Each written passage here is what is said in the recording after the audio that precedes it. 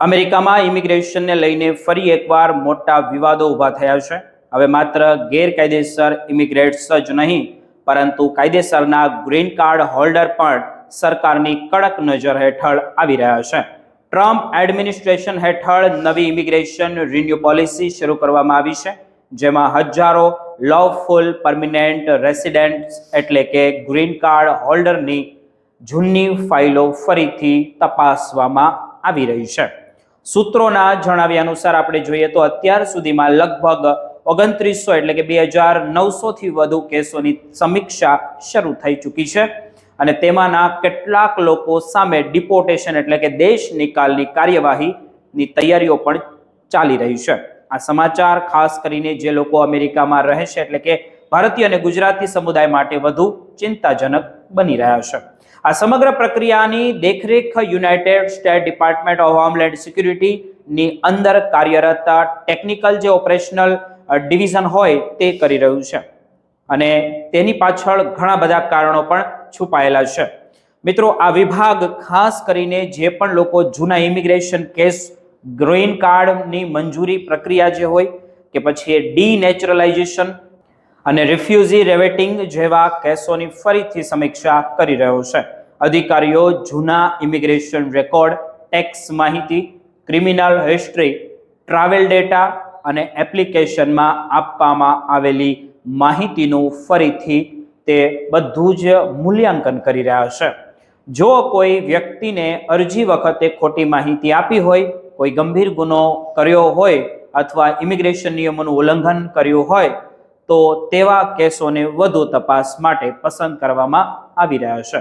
Report મુજબ ખાસ કરીને એવા લોકો નિશાન પર છે જેમની સામે ડોમેસ્ટિક વાયોલેશન અને સેક્સ્યુઅલ હરાસમેન્ટ, DUI એટલે કે દારૂ પીને વાહન ચલાવવાના કેસ, ડ્રગ સંબંધિત ગુનાઓ અથવા તો ઇમિગ્રેશન ફ્રોડ જેવા આરોપો છે.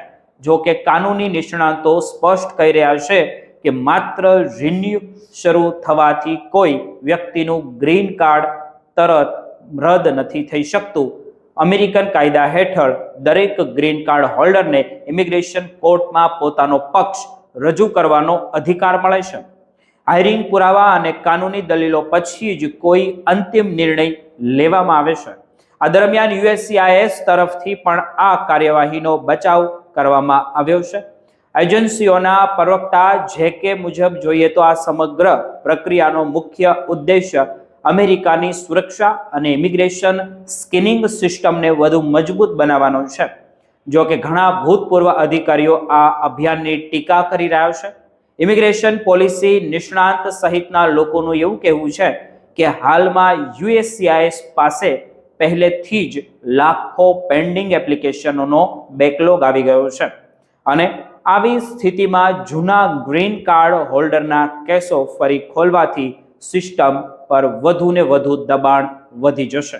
ભારતીય અને ગુજરાતી સમુદાય માટે નિષ્ણાંતોની સલાહ એ જ છે કે આપી રહ્યા છે તે સલાહ કે ગભરાવાની કોઈની જરૂર નથી, પરંતુ દરેક દસ્તાવેજ અને કાનૂની રેકોર્ડમાં સંપૂર્ણ કન્સિસ્ટન્સી રાખવી અત્યંત જરૂરી બની ગઈ છે. ટેક્સ ફાઇલિંગ, સરનામા અપડેટ, ટ્રાવેલ હિસ્ટ્રી અને અગાઉની ઇમિગ્રેશન એપ્લિકેશનમાં કોઈ ગેમ મિલ ભવિષ્યમાં મુશ્કેલીમાં તમને મૂકી શકે છે કે મુશ્કેલી તમારી માટે ઊભી કરી શકે છે. જો ભૂતકાળમાં અજાણતા ખોટી માહિતી આપવામાં આવી હોય અથવા કોઈ લીગલ ઇસ્યુ પેન્ડિંગ હોય તો તરત જ ઇમિગ્રેશન એટર્નીની સલાહ લેવી હિતાવહ ગણાઈ રહી છે. નિષ્ણાંતો એવું પણ કહી રહ્યા છે કે હવે ગ્રીન કાર્ડ માત્ર સ્થાયી રહેઠાણનો પુરાવો નથી રહ્યો, પરંતુ તે સતત ને સતત કાયદાકીય પાલન સાથે જોડાયેલી એક મોટી જવાબદારી બની ગયું છે. આગામી મહિનામાં આ રિવ્યુ અભિયાન કેટલું આગળ વધશે અને શું નવા નિયમો સાથે જાહેર થાય છે તેના પર લાખો ઇમિગ્રેટ્સની નજર રહેશે.